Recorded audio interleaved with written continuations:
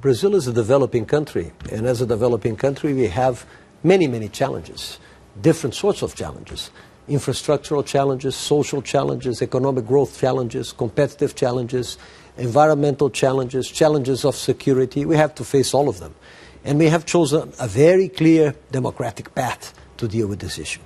And we have to organize our actions in accordance to what the democratic path dictates. And you said you have a number of challenges, and one of those challenges is that the people seem unhappy. Well, you know, this is a very diffuse feeling, because if you look at very recent statistics about happiness, future outcome, Brazil is among the top countries in the world.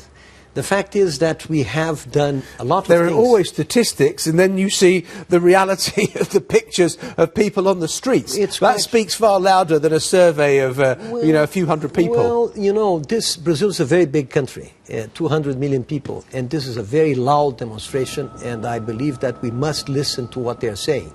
Of course, this is a novel thing. It's a different way of expression.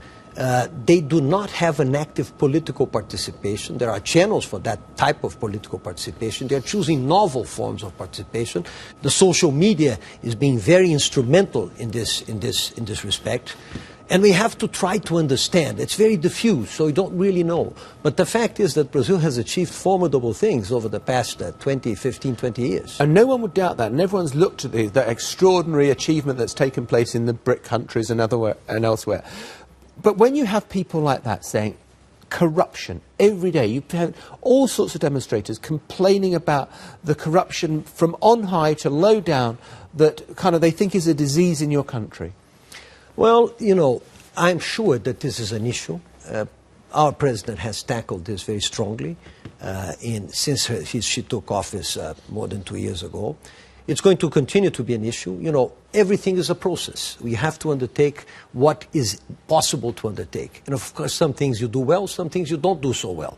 But it's a process that is converging. In Brazil, what is more important than anything are two really important things. First of all, social inclusion, which is the fundamental element of any successful country, to create true citizens. For that, you cannot have marginalized citizens. And we are doing this process in Brazil. Consolidation of democracy, another process. But a very important issue is a compilation of good practices. And I think we have been doing that for the past many years, but we still have a long way to go. And many things have to be achieved. And of course there's corruption, and we have to face that. But we have been facing that. There's still a long road ahead, though. Let's talk about the World Cup next year.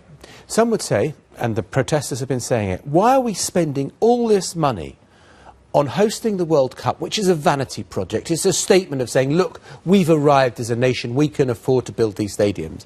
When you can't afford basic health care, when some people have not got proper education, when there's poor sanitation in the favelas and all the rest of it. This is a substantive issue which has to be adequately squared. I think the whole of Brazil was very eager to do that. When the announcement was made that Brazil would host not just the World Cup, but the Olympic Games, it was a national jubilation.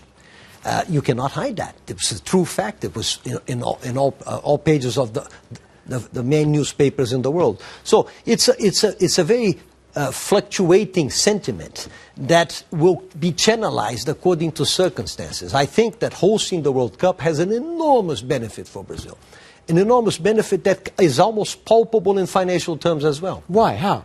Because the repercussion that it generates, the image that it projects, and the fact that this can bring additional inputs into Brazil. And the same happens with the World Cup, with the Olympic Games. This has happened in many countries. This is a game changer for cities sometimes, for countries in other instances. It can be extremely, extremely helpful. It can also be a very, very costly thing to host, where you end up with a pile of stadiums that no one wants to use anymore, and you see the grass growing up between the concrete. Well, that has happened before as well, so you're quite right in that. I think that this is something we have to be very much aware of. We have to think of the legacy issue, we have to think of the sustainability issue, and all of those are being tackled as well. Ambassador, let me just ask you this finally.